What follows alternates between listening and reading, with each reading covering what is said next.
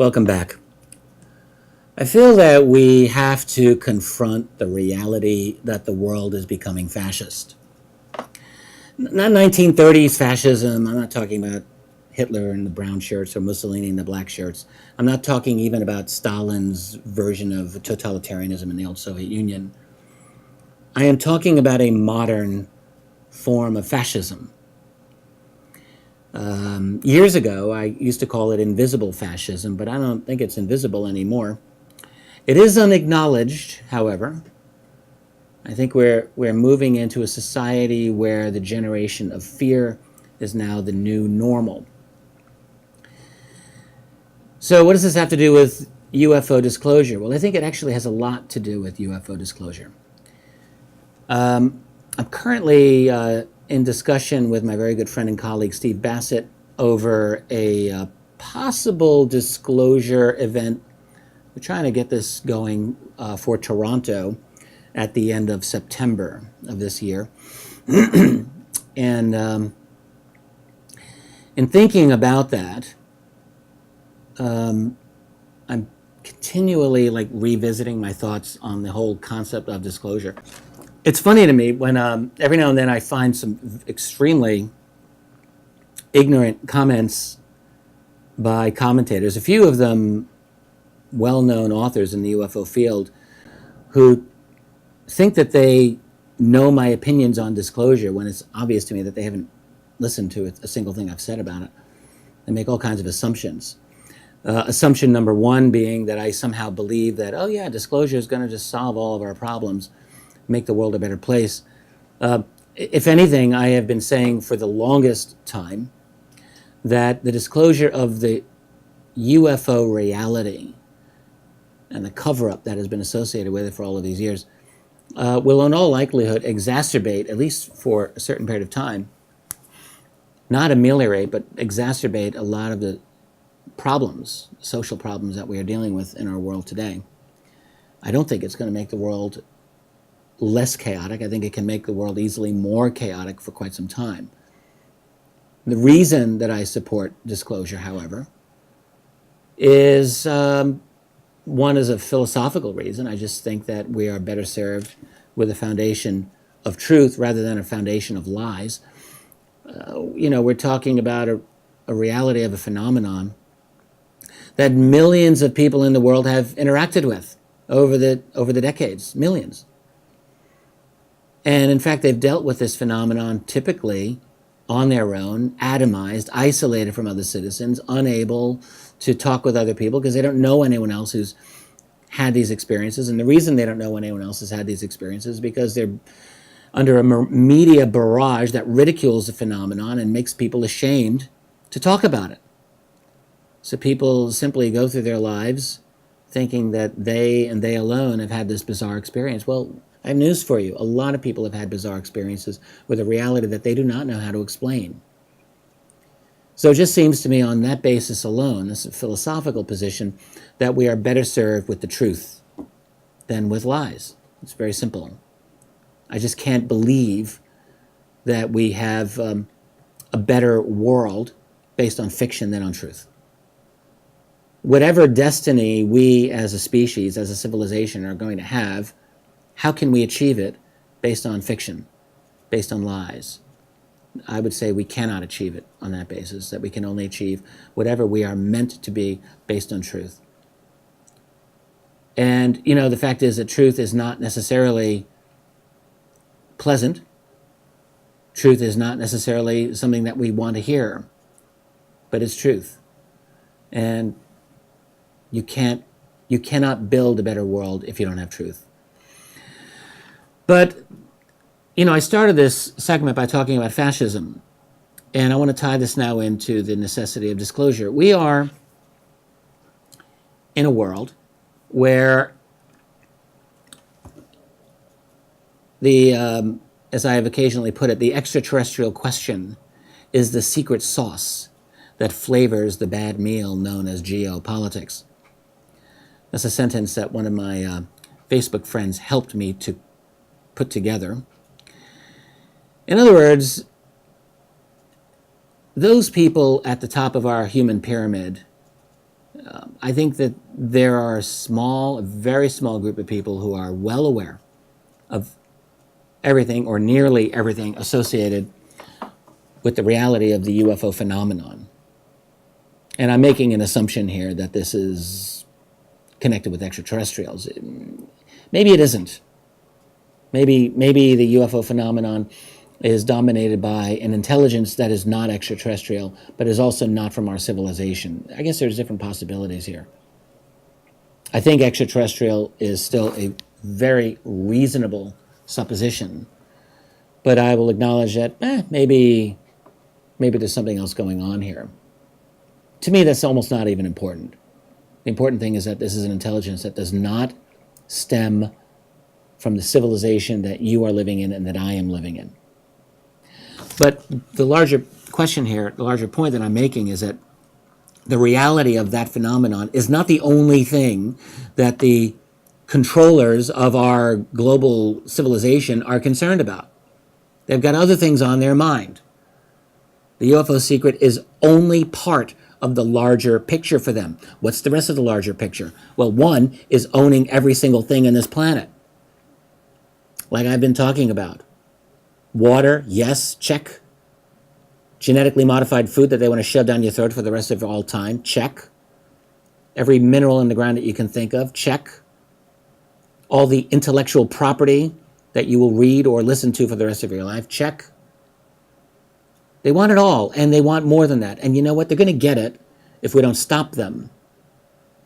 So that's one thing that's really important for them, is owning everything that's worth owning. Secondly, as a way to get that, they want to continue the process of globalization, destroying nations, making nations irrelevant. They're becoming irrelevant.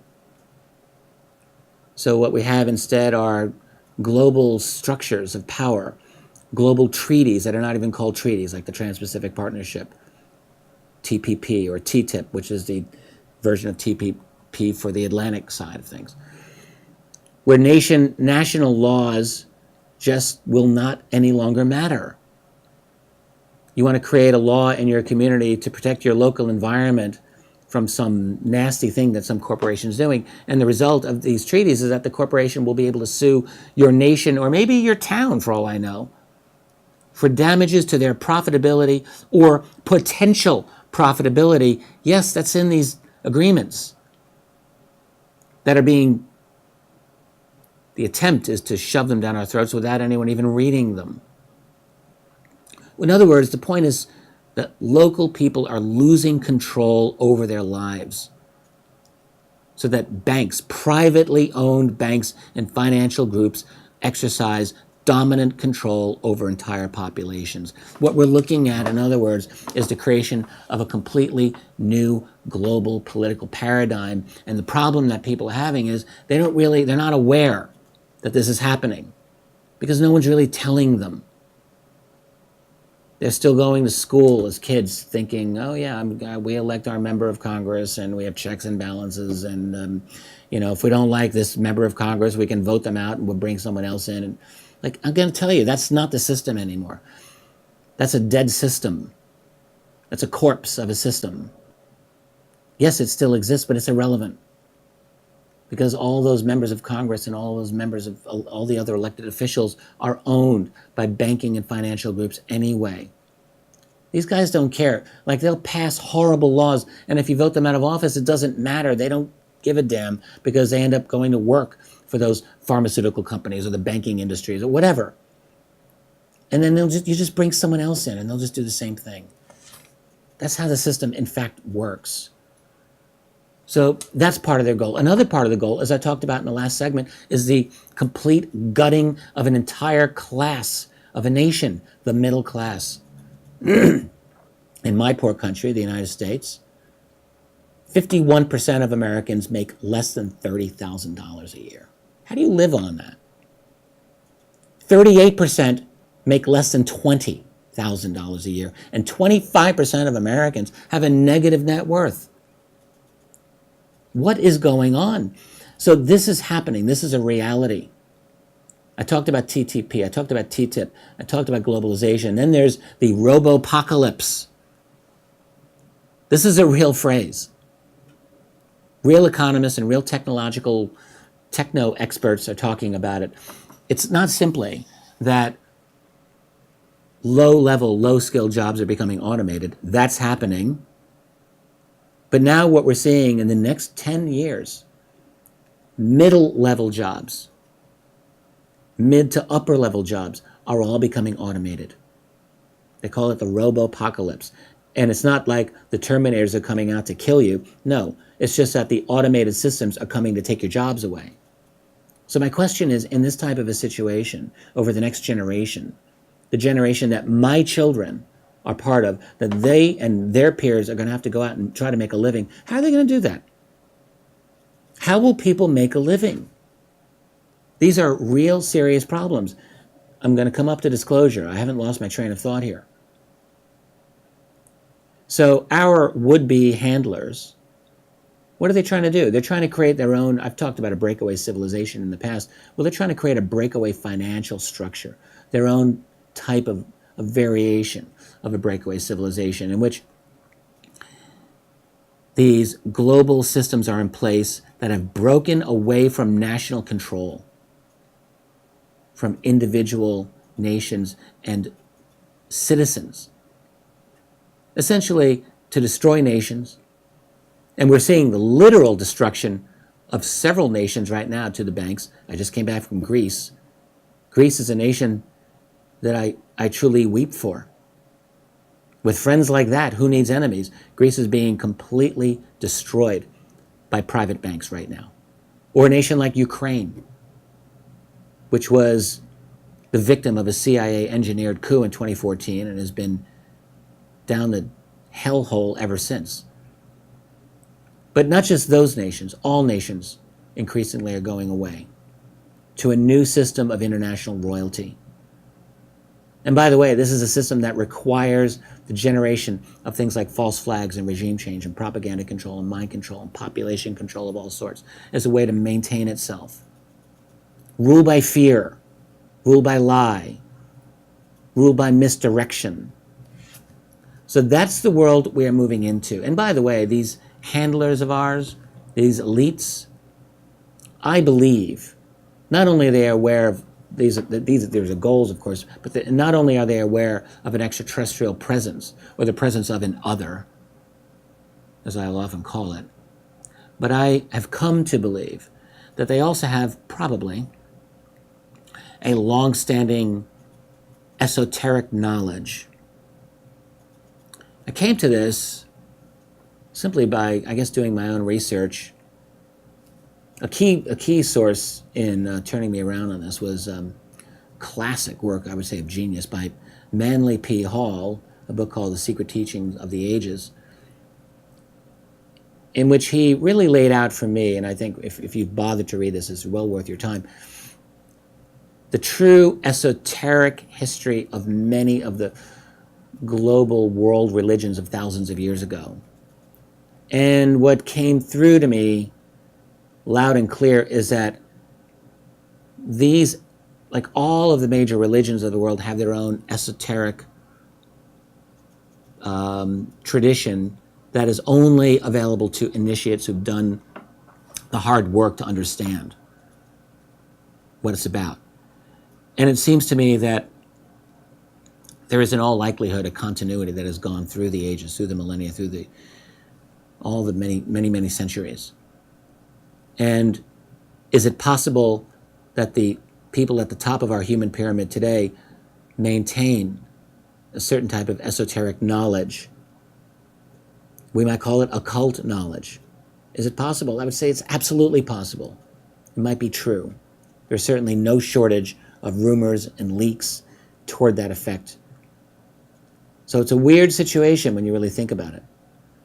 And on top of that, we have to wonder, is there a relationship of this human elite to these other beings that are here along with us? I think, in all likelihood, yes. So with all of that in mind, does it not seem like a good idea to you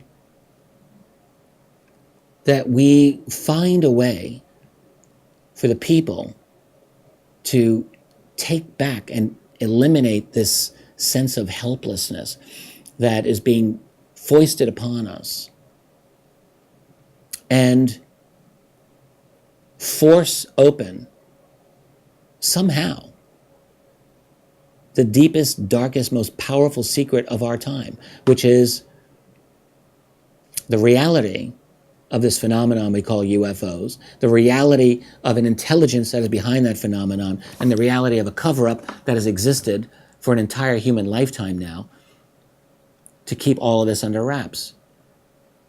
Because it just may be, guys, that the only way we're going to break this lurch toward fascism, toward total control of a global totalitarianism that I believe is designed to last forever, the only way to break it, it seems to me, is by uncovering a secret, a crime, really, that is equal to the task.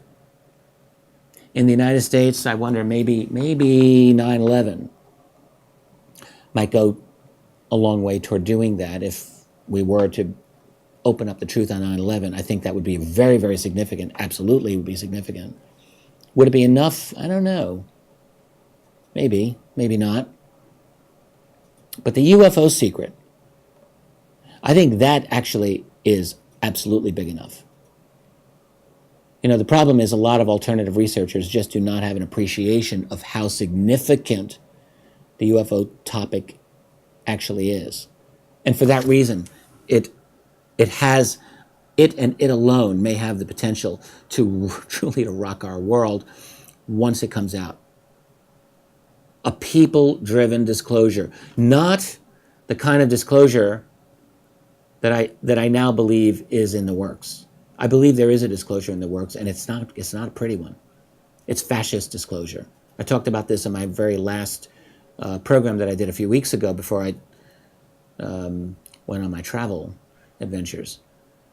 You know, just to recap briefly, I mean, that form of disclosure, I believe, you know, with our elites fully well aware of the kind of world that they are trying to create, basically a global police state to keep the restless population in line, a world of propaganda, cultural distractions, news censorship, covert ops, provocation, regime change, and false flags, all of that.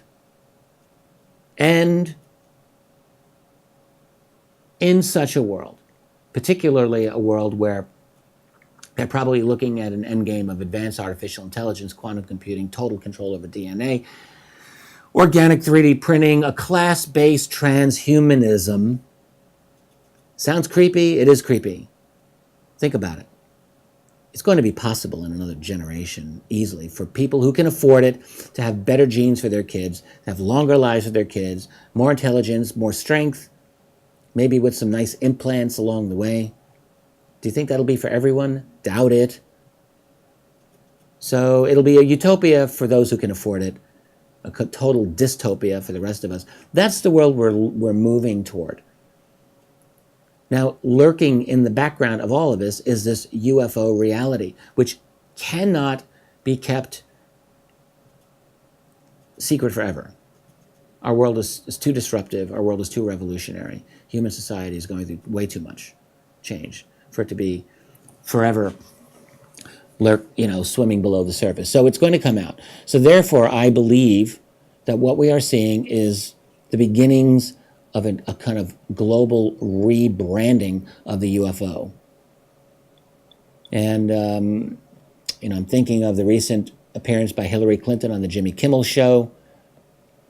Again, I've talked about this as a way to soften the impact of disclosure. She steered him away from UFOs toward the acronym of UAP, Unidentified Aerial Phenomena. When you think of UFOs, you think of gray aliens, Area 51, cover-ups, pop culture. When you think of UAP, not so much. It's a much less value-laden phrase. And my guess, this is only a guess, is that in promoting the phrase UAP, First of all, one thing Hillary Clinton was doing is simply telling the world that she knows a lot about the subject. Interesting enough. But secondly, by discussing UAP as opposed to UFO,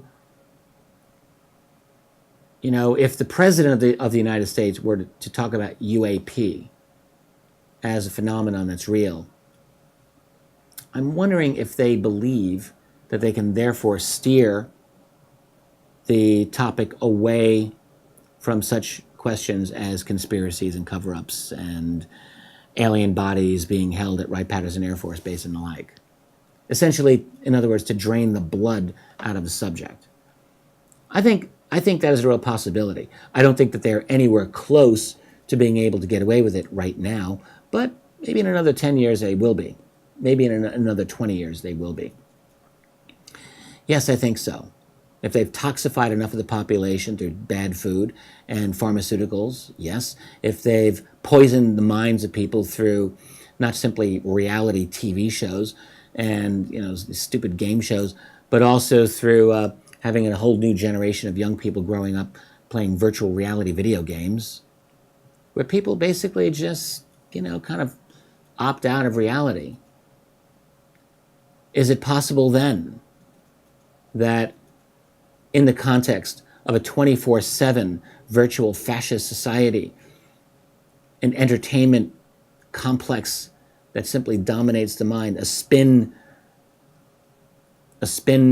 system, propaganda system that is so effective, do they believe that they will be able to disclose? And by the way, I think now that when, or let us say if there is an American disclosure, there's probably such a mass of classified data that would be available that they would be able to release only a small amount of it to promote their version that they want to put out there.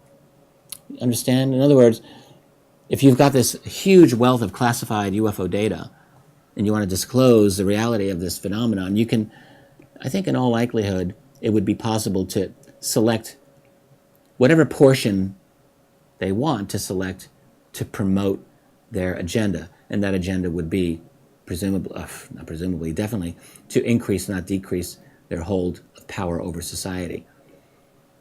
And I realize I've blown through most of my segment here. I haven't really talked about the American segment of it, but let me just do this real quickly.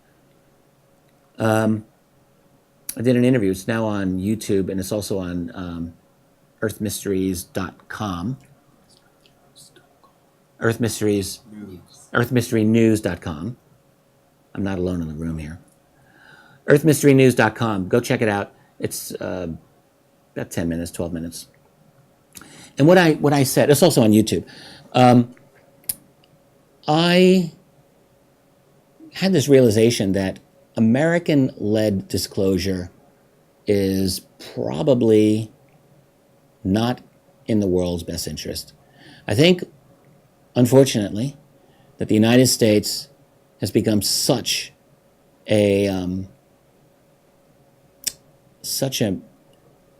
force for evil in this world. How else? It's not that America is evil. America is not evil. What's happened is that the American military and the American political system have become dominated by global financial powers that want to use the world's most ass-kicking military in the world, the United States military, for its own purposes.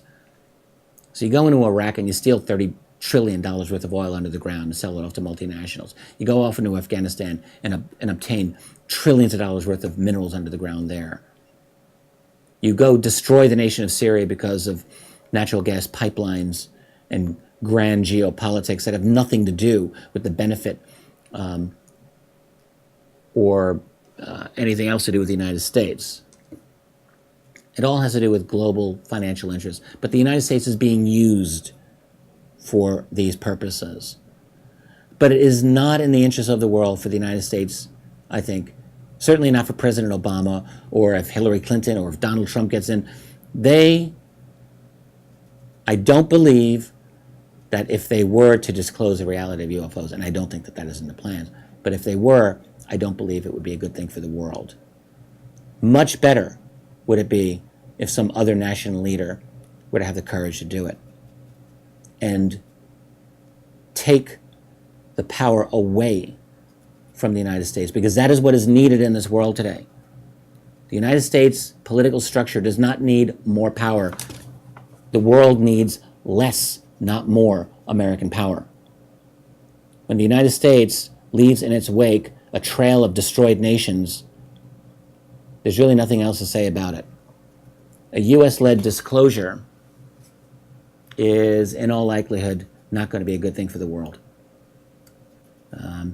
If I end up having this discussion on disclosure with my colleague Stephen Bassett, this is probably something that I will want to explore further, and I'll probably explore this theme further here on this program myself. But guess what? I'm at the bottom of the hour. So with that, let's just take a quick break. When I come back, I will talk about UFOs as a gateway to self-discovery. I'm Richard Dolan here on KGRA Radio. Be right back.